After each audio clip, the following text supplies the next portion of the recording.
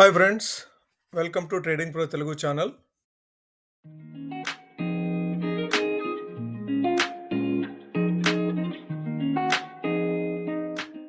Good evening friends. మరలా మార్కెట్లు నేల చూపులేదు చూసాయి కదా. ఈరోజు కూడా మార్కెట్లు చాలా సివియర్గా ఫాలో అయినాయి. అసలు మన మార్కెట్లు ఇంతగా ఫాలో అవడానికి కారణాలు ఏంటి? మనం దీన్ని అర్థం చేసుకోవాలంటే మల్టిపుల్ ఫ్యాక్టర్స్ని మనం అనలైజ్ చేయాలి. సో స్పెషల్గా మనం అనలైజ్ చేయాల్సింది టారిఫ్. సో యూఎస్ నుంచి ఏదైతే టారిఫ్ అప్లై చేస్తున్నారో 50% టారిఫ్ 27th ఆగస్ట్ నుంచి ఏదైతే అప్లై చేస్తున్నారో ఇండియన్ ప్రొడక్ట్స్ మీద, సో అది ప్రధాన కారణం కింద చూడొచ్చు.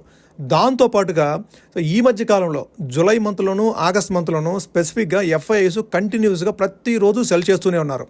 మన డిఐఐస్ బై చేస్తూ సపోర్ట్ చేస్తున్నప్పటికీ కూడాను ఎఫ్ఐఐ సెల్లింగ్ని మాత్రము కౌంటర్ చేయలేకపోతున్నారు. ఎఫ్ఐఐ ఎందుకు సెల్ చేస్తున్నారు అనేది కూడా ఇతిమిద్దంగా మనకేమీ అర్థం కావట్లేదు. ఎఫ్ఐఐస్ వాళ్ళ ఇన్వెస్ట్మెంట్స్ మేజర్గా లార్జ్ క్యాప్ స్టాక్స్లోనే ఇన్వెస్ట్ చేస్తారు. కాకపోతే మన డిఐఎస్ ఏదైతే బై చేస్తూ వస్తున్నారో మనకి బై ఫిగర్ హై ఫిగర్ కనపడుతుంది కదా, అవన్నీ కూడాను మిడ్ క్యాప్ స్టాక్స్లోకి. అవి ఎక్కడి నుంచి వస్తున్నాయి? ఎస్ఐపిస్ ద్వారా కానివ్వండి, మ్యూచువల్ ఫండ్స్లో ఇన్వెస్ట్మెంట్స్ ద్వారా కానివ్వండి, మన రీటైలర్స్ ఏదైతే ఇన్వెస్ట్ చేస్తూ ఉన్నారో ఆ ఫండ్స్ని డిఐఎస్ ఇన్వెస్ట్ చేయాల్సి ఉంటుంది. అది మేజర్గా మిడ్ క్యాప్ స్టాక్స్లోకి ఫ్లో అవుతాయి. సో డిఐఎస్ ఏమో మిడ్ క్యాప్స్ని ఎక్కువగా పర్చేస్ చేస్తూ ఉన్నారు, కానీ ఎఫ్ఐఐస్ వాళ్ళ ఇన్వెస్ట్మెంట్స్ ఏదైతే ఉన్నాయో లార్జ్ క్యాప్స్లో అవి విత్డ్రా చేసుకుంటూ ఉన్నారు. సో దాంతో మనకి మేజర్గా ఇండిసెస్ మూవ్మెంట్ అనేది ఎక్కువగా డ్రాప్ అయినట్టుగా కనిపిస్తుంది. ఈ రోజు ట్రేడింగ్లో అయితే కన్జ్యూమర్ డ్యూరబుల్స్ మాత్రమే కాస్త పాజిటివ్గా క్లోజ్ అయింది. ఆ ఇండిసెస్ ఆ సెక్టార్లో ఉన్న స్టాక్స్ మాత్రమే కాస్త పాజిటివ్గా క్లోజ్ అయినాయి. Other sectors, rest of the sectors, అన్ని సెక్టార్స్లో కూడాను ఈరోజు కంప్లీట్ నెగిటివ్గా రెడ్ క్యాండిల్స్ చూసాం మనం. ఎస్పెషల్లీ క్యాపిటల్ మార్కెట్స్లో మనం ఏదైతే బిఎస్సి కానీ, ఏంజిల్ వన్ కానీ, క్యామ్స్, సిడిఎస్ఎల్, ఇవి క్యాపిటల్ మార్కెట్ స్టాక్స్ ఉన్నాయి కదా, ఈ స్టాక్స్లో ఆల్మోస్ట్ ఆ ఇండెక్సే 2.6% ఈరోజు ఫాలో అయింది. సో నిఫ్టీ ఐటీ కూడాను 2-3 రోజుల ముందుగా మనకు నిఫ్టీ ఐటీలో పాజిటివ్ న్యూస్ వచ్చేసేసి నిఫ్టీ ఐటీ కాస్త 2%, 2.5% పాజిటివ్గా క్లోజ్ అయితే నిన్న ఈ రోజులో 3% ఫాలో అయింది. బ్యాంకింగ్ స్టాక్స్లో అయితే అసలు రికవరీయే రావట్లేదు. గత 4 రోజులుగా సుమారుగా 2,000 పాయింట్లు కోల్పోవడం జరిగింది నిఫ్టీ బ్యాంక్. సో 55,700 నుంచి 53,800, అంటే సుమారుగా 2,000 పాయింట్లు కోల్పోయింది బ్యాంక్ నిఫ్టీ. అన్ని మూవింగ్ యావరేజెస్ కంటే బిలో ట్రేడ్ అవుతుంది ఇప్పుడు నిఫ్టీ బ్యాంక్. సో ఇది ఎప్పటికీ రికవర్ అవుతుంది? అసలు ఈ టారిఫ్ తోటి ఈ నిఫ్టీ బ్యాంకులో ఉన్న స్టాక్స్కి ఏమి సంబంధం ఉంది?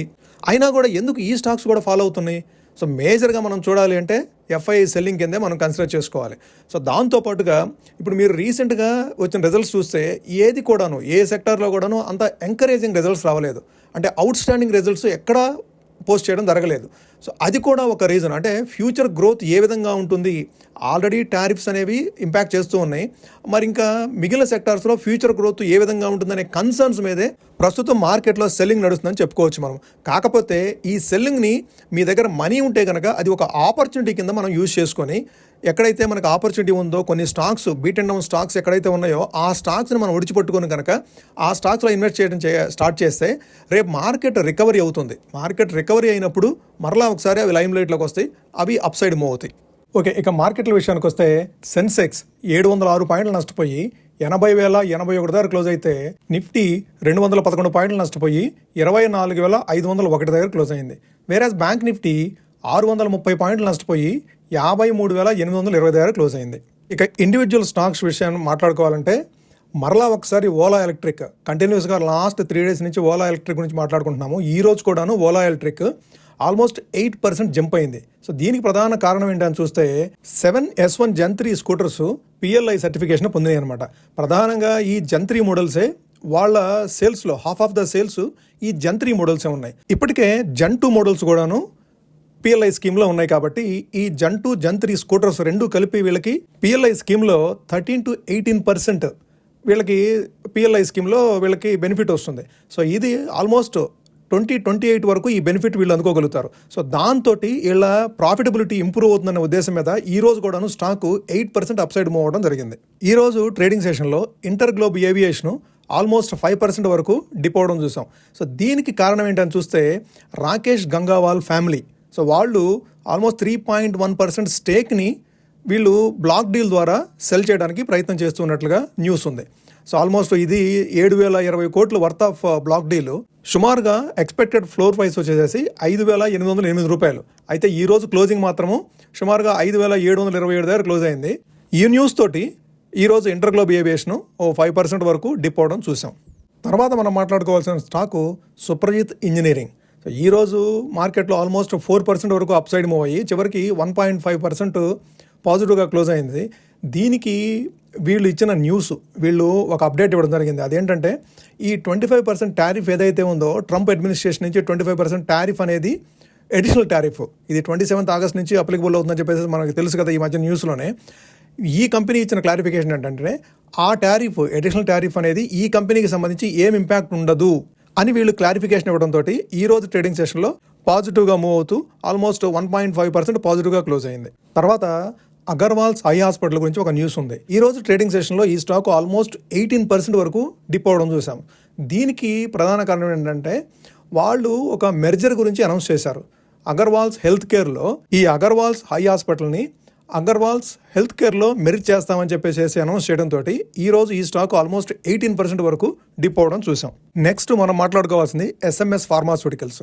ఈ రోజు ఎస్ఎంఎస్ ఫార్మాస్యూటికల్స్ మార్నింగ్ అవర్స్లో ఆల్మోస్ట్ 10% వరకు అప్ సైడ్ మూవ్ అవుతూ మార్కెట్లో నెగిటివ్ సెంటిమెంట్తో పాటుగా ఇది కూడాను చివరికి వచ్చేటప్పటికి 2% వరకు నెగిటివ్గా క్లోజ్ అవ్వడం చూసాం. సో ఇది మార్నింగ్ ఎందుకు పాజిటివ్గా మూవ్ అయిందంటే వీళ్ళకి ఎస్టాబ్లిష్మెంట్ ఇన్స్పెక్షన్ రిపోర్ట్, అందుట్లో నో యాక్షన్ ఇండికేటెడ్ స్టేటస్ రావడంతో ఈ స్టాక్ ఈరోజు మార్నింగ్ ఆల్మోస్ట్ 10% పాజిటివ్గా మూవ్ అవుతూ 256 లెవెల్స్కి వెళ్తూ చివరికి వచ్చేప్పటికి 226 లెవెల్స్లో క్లోజ్ అయింది. ఆల్మోస్ట్ 2% నెగిటివ్గా క్లోజ్ అయింది. నెక్స్ట్ వారి ఎనర్జీస్ 8 months హై దగ్గర క్లోజ్ అవ్వడం చూసాం. ఈరోజు మనం 3,366 దగ్గర ఈరోజు క్లోజ్ అయింది. దీనికి ప్రధాన కారణం వీళ్ళకి ఒక ఇంటర్నేషనల్ ఆర్డరు 452 మెగావాట్ సోలార్ మాడ్యూల్స్ని సప్లై చేయడానికి గాను వీళ్ళు ఒక ఇంటర్నేషనల్ ఆర్డర్ పొందడం జరిగింది.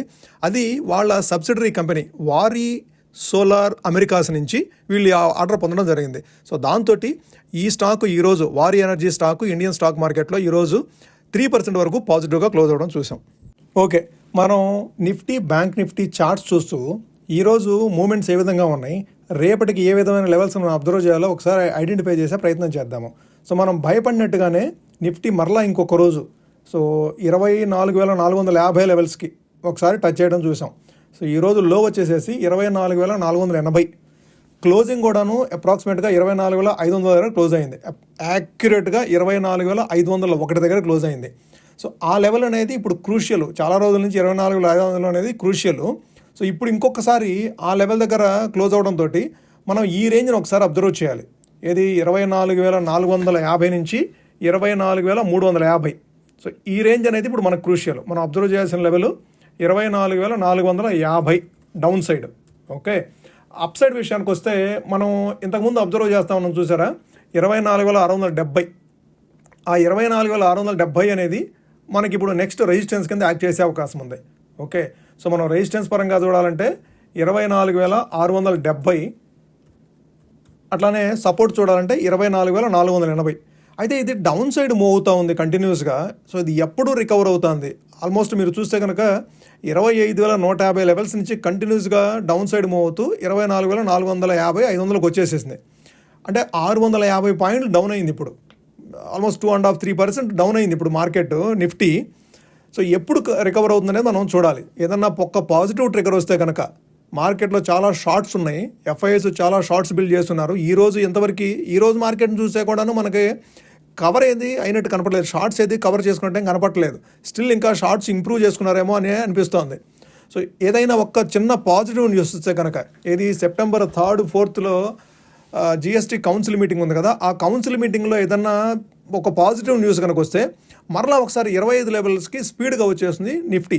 ఓకే, సో మీరు అబ్జర్వ్ చేయాల్సింది అప్ సైడ్ 24,670, లోయర్ సైడ్ 24,450 నుంచి 24,350 ఈ రేంజ్ అబ్జర్వ్ చేయాలి నిఫ్టీకి సంబంధించి. అదే బ్యాంక్ నిఫ్టీ చూద్దాం ఒకసారి. ఇక బ్యాంక్ నిఫ్టీ విషయానికి వస్తే రోజుకి తీసికట్టుగా కిందకి పోతూనే ఉంది ఇది.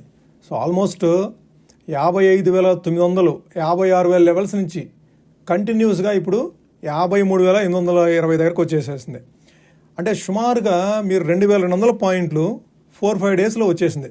2,200 పాయింట్లు 4-5 డేస్లో వచ్చింది. సో దీన్ని బేస్ చేసుకొని ట్రేడ్ చేయడం అంటే చాలా కష్టమైపోతుంది బ్యాంక్ నిఫ్టీ. పైగా ఇప్పుడు వీక్లీ ఆప్షన్స్లో లేదు, ఓన్లీ మంత్లీ ఆప్షన్స్లోనే ఉంది. సో ఈ మంత్లీ క్లోజింగ్లో ఈరోజు స్పెసిఫిక్గా మంత్లీ ఆప్షన్స్ క్లోజింగ్ ఉంది కదా, ఆగస్ట్ మంత్ క్లోజింగ్ ఉంది కాబట్టి ఈరోజు ఇంకా రెట్టించిన ఉత్సాహంతో ఇంకా కిందకి వెళ్ళిపోయింది. సో 53,820 దగ్గర క్లోజ్ అయింది. సో ఇప్పుడు మనం చూడాల్సిన లెవెల్స్ లోయర్ సైడ్ 53,540. సో ఇది ఇంతకుముందు ఒకసారి ఇక్కడ సపోర్ట్ తీసుకోవడం జరిగింది. సో కాబట్టి మనం ఇప్పుడు 53,500 దగ్గరకు వచ్చినప్పుడు ఏ విధంగా బిహేవ్ చేస్తుంది అనేది మనం అబ్జర్వ్ చేయాలి. సెప్టెంబర్ మంత్కి 53,540 అనేది కాస్త సపోర్ట్ కింద యాక్ట్ చేసే అవకాశం ఉంది. అట్లానే అప్ సైడ్ చూడాలంటే ఇమీడియట్ రెసిస్టెన్స్ వచ్చి 54,415. అది నిన్నటి క్లోజింగ్ ఉంది అప్రాక్సిమేట్గా, నిన్నటి లో అది. సో అది మనం అబ్జర్వ్ చేయాలి. అక్కడికి వచ్చినప్పుడు ఏ విధంగా బిహేవ్ చేస్తుంది, అప్ సైడ్ మూవ్ అవుతుందా. ఒకవేళ అప్ సైడ్ మూవ్ అయితే కనుక మరలా ఒకసారి 54,900 వరకు కూడా ట్రావెల్ చేసే అవకాశం ఉంది. అదే లోయర్ సైడ్ 53,000 లోయర్ సైడ్ వస్తే మాత్రం 53,540 వరకు వచ్చినప్పుడు అబ్జర్వ్ చేయాల్సింది మనం బ్యాంక్ నిఫ్టీలో. అయితే బ్యాంక్ నిఫ్టీ మంత్లీ ఆప్షన్స్ కాబట్టి మనం దాన్ని వెయిట్ చేసి ఎప్పుడైతే అనుకూలంగా మనకి స్ట్రాంగ్ సపోర్ట్ లెవెల్స్ దగ్గరకు వస్తుందో అప్పుడు మాత్రమే దాంట్లో పొజిషన్స్ తీసుకోవడం బెటర్. ఓకే, ఇంకోటి కూడా 54,440 అనేది ఇంతకుముందు ఆల్ టైమ్ హై ఉంది.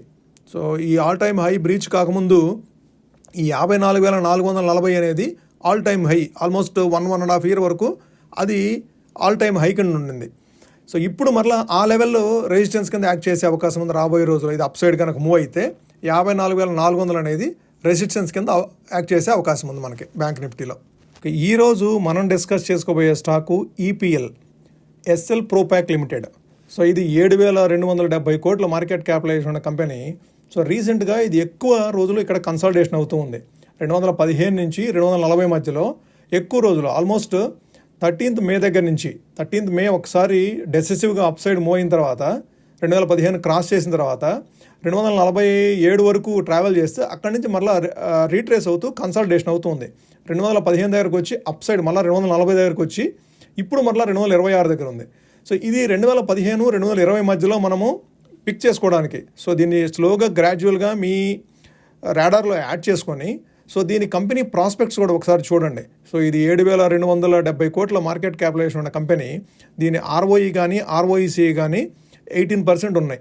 ఓకే, సో దీని డివిడెండ్ ఈల్డ్ కూడాను 2 to 3% ఉంది. సో మీరు దాన్ని కూడా ఒకసారి అబ్జర్వ్ చేసి ఈ రేంజ్లో 215 to 220 రేంజ్లో కనుక మీరు స్లోగా గ్రాడ్యువల్గా మన పోర్ట్ఫోలియోలోకి యాడ్ చేసుకోగలిగితే ఇది ఫ్యూచర్లో మరలా 240 క్రాస్ చేస్తే ఒకసారి 290, 300 లెవెల్స్ కూడా రీచ్ అయ్యే అవకాశం ఉంది ఈ స్టాక్. ఓకే, సో ఇది ఫ్రెండ్స్ ఈరోజు వీడియో. మీకు నచ్చినట్టయితే లైక్ చేయండి. అట్లానే ఇది మీ ఫ్రెండ్స్కి కానీ మీ కొలీగ్స్కి కానీ యూస్ఫుల్ అవుతుంది అనుకుంటే షేర్ చేయండి. అట్లానే ఇప్పటివరకు ఛానల్ని సబ్స్క్రైబ్ చేయకుండా చూసినట్లయితే సబ్స్క్రైబ్ చేసి మమ్మల్ని ఎంకరేజ్ చేయండి ఫ్రెండ్స్. Thank you.